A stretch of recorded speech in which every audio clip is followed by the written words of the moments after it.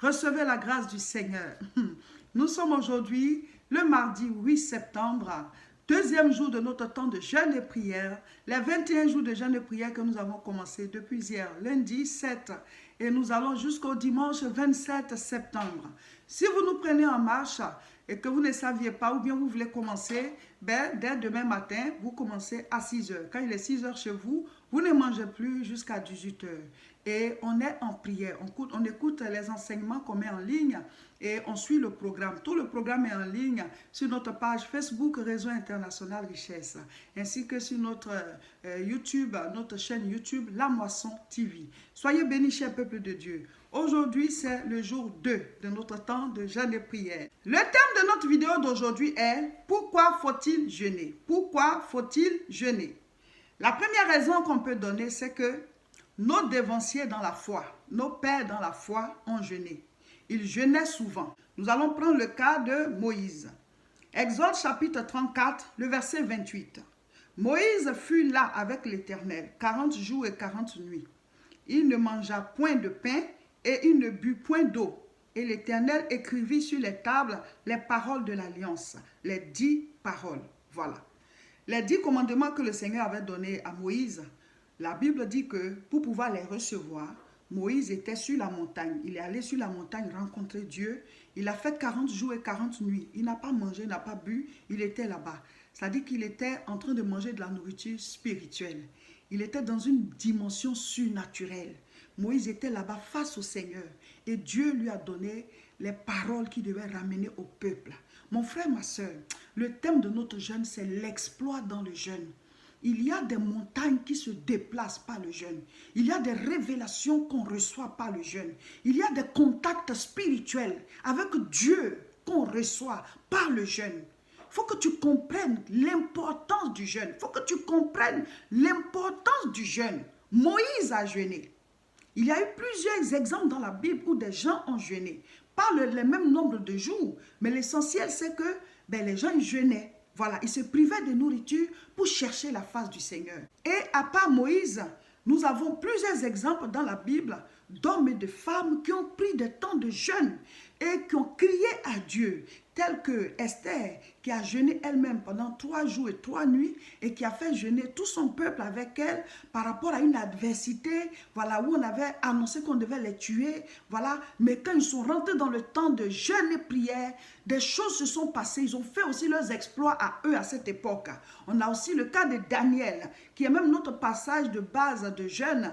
Voilà, Daniel chapitre 10, à partir du verset 10 jusqu'au verset 14. Daniel était dans un temps de jeûne.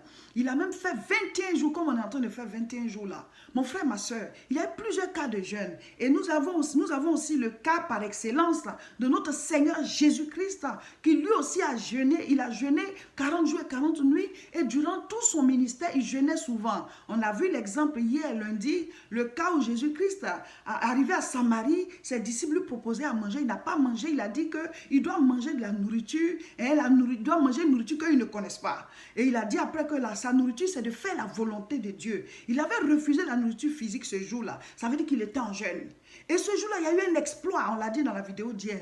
La ville de Samarie, les gens sont sortis nombreux pour venir se donner, pour venir écouter la parole et se donner à Dieu. Il y a des choses qui vont bouger par ton jeûne. Il y a des choses qui vont bouger il y a des choses qui vont bouger si tu ajoutes le jeûne à la prière. Mon frère, ma soeur, Dieu est réel. Dieu est réel, sa puissance est réelle. Mais il dit, je me laisse trouver par celui qui me cherche. Quand tu décides de faire des jeûnes, pas juste parce que tu viens t'orgueiller pour dire, moi je jeûne. Non, c'est pas ça. C'est que tu dois être connecté à Dieu pendant ce temps-là. Parce que ça ouvre des portes. Il y a une puissance spirituelle qui est dégagée dans le jeûne. Matthieu chapitre 4, je lis à partir du verset 1. Alors, Jésus fut emmené par l'Esprit dans le désert pour être tenté par le diable. Après avoir jeûné 40 jours et 40 nuits, il eut faim. Le tentateur s'étant approché, lui dit, « Si tu es fils de Dieu, ordonne que ces pierres deviennent des pains. » Jésus répondit, « Il est écrit, l'homme ne vivra pas de pain seulement, mais de toute parole qui sort de la bouche de Dieu. » Donc je disais que nos dévanciers dans la foi et notre Seigneur Jésus-Christ lui-même a jeûné. C'est la première raison. Donc ici, j'ai lu le passage qui prouve que Jésus lui-même a jeûné et pendant 40 jours et 40 nuits. On ne nous dit pas de faire forcément les mêmes jours que Jésus, mais c'est pour dire que le jeûne doit faire partie de notre vie spirituelle. C'est une activité spirituelle que nous devons chaque fois ajouter à la prière, voilà, aussi autant que cela est possible, pour que les portes s'ouvrent. Amen. C'est une activité spirituelle que nous devons ajouter régulièrement à nos moments de prière pour qu'il y ait encore plus de puissance. Parce qu'il y a de l'impact dans le jeûne. Il y a un exploit spirituel qui est fait. Voilà, si on ajoute le jeûne à nos prières. Pourquoi faut-il jeûner? La deuxième raison qu'on peut donner, c'est celle-ci. Le Seigneur Jésus-Christ lui-même, il a dit, cette sorte de démon ne sort que par le jeûne et la prière. Et nous allons lire. Matthieu chapitre 17, je lis à partir du verset 18.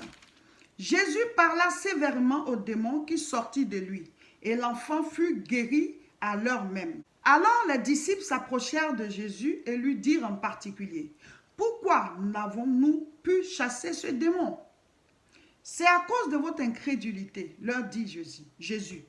Je vous le dis en vérité, si vous aviez de la foi comme un grain de sénévé, vous diriez à cette montagne, transporte-toi d'ici, là, et elle se transporterait. Rien ne vous serait impossible.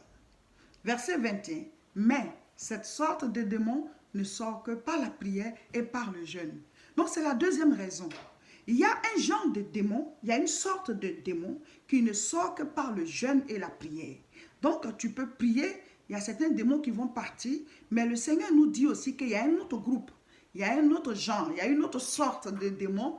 Tu dois ajouter le jeûne à ta prière pour qu'il puisse partir. La troisième raison qu'on peut donner est celle-ci.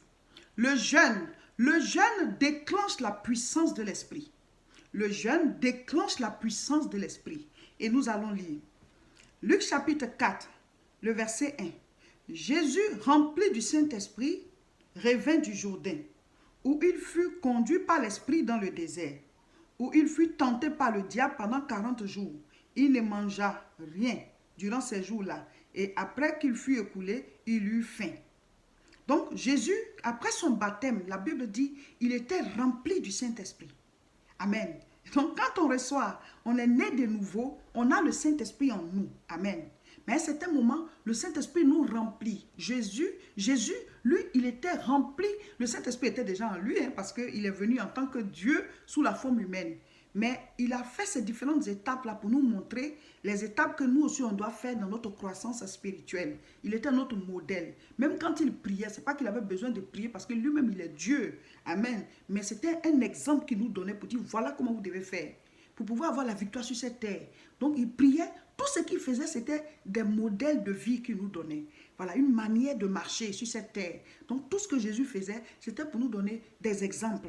Pour dire, voici comment vous devez vivre, voici comment vous devez vous comporter, voici les actes que vous devez poser pour avoir le résultat, pour avoir le dessus sur ce monde. Amen. Donc Jésus, il a été baptisé. Et après son baptême, la Bible dit, il était rempli du Saint-Esprit. Mais attendez, on dit, il est allé dans le désert, il a jeûné. Après son jeûne, vous lisez maintenant, Luc chapitre 4, le verset 14. Jésus revêtu de la puissance de l'Esprit. Amen. Donc après le jeûne là, il était maintenant revêtu. Vous voyez, au départ il était rempli. C'est bon, hein? Mais revêtu. C'est-à-dire rempli. Et puis c'est comme si un verre rempli d'eau, puis l'eau là, c'est tellement rempli, maintenant ça découle maintenant sur le verre même. Donc Jésus maintenant était rempli et revêtu de la puissance. Vous voyez que la femme qui avait la perte de sang depuis 12 ans, qu'elle a touché même son vêtement, il y a une onction qui est partie de Jésus vers elle. Elle a été guérie. Et Jésus dit, il y a une force qui m'a quitté parce que quelqu'un m'a touché. Les gens disent, mais Seigneur, tout le monde te touche. Il dit, non, il y a une force qui vient de me quitter. Amen. Donc, il y avait une puissance en lui et sur lui. Et cette puissance, elle s'est déclenchée pour se mettre sur lui après son jeûne. Le jeûne déclenche la puissance. Mes frères, mes sœurs, la manière dont le monde avance là, il faut qu'on soit spirituel. Si tu n'es pas spirituel, tu vas laisser la main de Dieu. La Bible dit, sauvez-vous de cette génération perverse. Le péché là, c'est devenu normal, alors que ça conduit en enfer. Le péché est devenu normal. Donc quand tu n'es pas à fond dans la communion avec Dieu, tu vas commencer à prendre ça comme si vraiment c'est normal. Et quand les gens vont dire que ça c'est le péché, tu vas dire mais je ne vois pas le péché en ça. Ta conscience va commencer à s'habituer au mal. alors que c'est là que vient la perdition. Le Seigneur dit, ce n'est pas tous ceux qui disent Seigneur, Seigneur qui entreront dans le royaume des cieux, mais ceux-là qui font la volonté de mon Père qui est dans les cieux. Donc nous devons vivre réellement la vie du ciel. Il dit, quand tu es né de nouveau, c'est là que tu vois le royaume de Dieu. Jésus a dit à Nicodème, si un homme n'est pas né de nouveau, il ne peut pas voir le royaume. Donc nous qui sommes nés de nouveau, ça veut dire qu'on voit le royaume de Dieu. Et nous devons vivre en fonction de ce royaume-là. Amen. Donc la troisième raison, c'est ça. Quand tu jeûnes, ça déclenche la puissance de Dieu sur toi. Amen. Ça déclenche, ça libère, ça ouvre des portes. Pourquoi faut-il jeûner? La quatrième raison qu'on peut donner, c'est une raison au niveau de nous-mêmes. Elle est personnelle. Quand tu fais un temps de jeûne et prière, cela te rapproche beaucoup plus du Seigneur. Ça te sort de la distraction de ce monde. Le jeûne, c'est comme si ça mettait le corps, la chair de l'homme sous anesthésie. C'est-à-dire que le spirituel prend le dessus. Le jeûne t'amène à être beaucoup plus spirituel parce que tu affaiblis la chair en fait. Le jeûne cloue la chair à la croix. C'est vrai que tu as faim ou bien bon, il y en a qui ne sentent pas la faim, il y en a aussi qui sentent, ça dépend de chacun.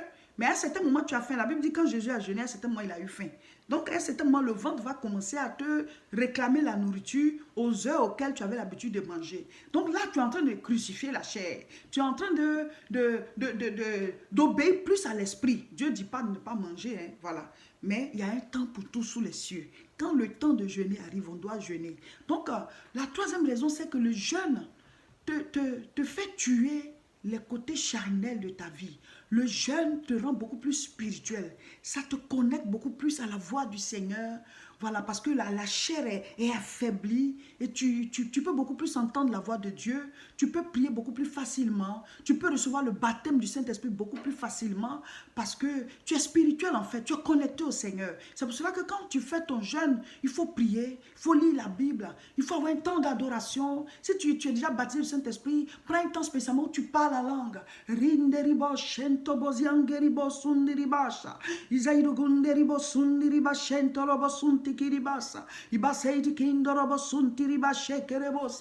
a des gens qui disent, ah mais vous priez comme ça, c'est pas ce que vous dites, c'est ce que la Bible dit. Hein? La Bible dit, celui qui parle en langue là, personne ne comprend ce qu'il dit parce que c'est à Dieu qui parle. Vous lisez 1 Corinthiens chapitre 14 verset 2, voilà, c'est écrit dans la Bible. Celui qui parle en langue là, c'est comme ta langue, toi et Dieu. Vous voyez quand il y a les langues, les ethnies, les patois, voilà, c'est un groupe qui parle la langue ou bien un peuple entier. Mais le parler en langue, c'est toi-même personnellement, ta langue, toi et puis Dieu. C'est comme ça. Dieu a créé une langue pour chaque personne. C'est toi et Dieu, vous vous entendez dans cette langue-là. C'est ça le parler en langue. Donc il faut que tu demandes à Dieu ta langue. Voilà. Seigneur, mon patois personnel entre toi et moi. Voilà, ce qu'on doit parler, puis personne ne va comprendre là. C'est ça, on dit le parler en langue. Demande à Dieu, si tu n'es pas encore baptisé du Saint-Esprit, demande, il va te donner. Ce temps de jeûne, Dieu peut te baptiser. Donc tu peux prendre, toi qui es déjà baptisé du Saint-Esprit, tu peux prendre du temps spécialement pour parler en langue. Ishante kiribo sundari masante rebo shunda mawekenda. Isaideli kendo ribo sunta imakande spiri masheri ondurubusa. Indeges wairugunde ribo sundi bikinde saidolu kandara bashende rebo sun. Il faut faire ça dans un endroit où les gens ne vont pas te prendre pour un fou, mais pour une folle, hein, voilà. Parce que la Bible dit, ce monde-là, les gens, ils sont étrangers à la vie de Dieu. Ils ne vont pas comprendre, voilà. La prédication de la croix est une folie pour ceux qui périssent. Mais pour nous qui sommes sauvés, elle est une puissance de Dieu. Aujourd'hui, mardi 8 septembre, notre deuxième jour de jeûne et prière, le sujet de prière est pareil à celui d'hier. Seigneur, je te confie ce temps de jeûne et prière. Donne-moi la force et révèle-toi à moi. Voilà. Et en plus de cela, vous ajoutez vos propres sujets de prière et les sujets de prière de vos pays, là où vous vivez, et vos pays d'origine, si vous êtes à l'étranger. En tout cas, ajoutez d'autres sujets de prière à cela et priez. Amen. Vous devez avoir votre temps de prière personnel. Ne dites pas à quel moment on prie. Non. Toi-même, tu dois avoir ton temps de prière personnel.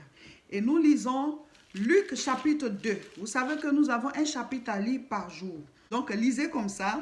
Et mettez en commentaire ce qui vous a touché. Ce mercredi, nous avons une prière en direct à 12 h, midi. Voilà, heure de France. Sur notre page Facebook, Réseau International Richesse. Pour ne pas rater toutes les informations concernant le jeûne et aussi toutes les vidéos qu'on va mettre en ligne, abonnez-vous à notre page Facebook, Réseau International Richesse, et à notre chaîne YouTube La Moisson TV. Les directs, c'est sur Facebook, sur notre page Réseau International Richesse. Partagez cette vidéo.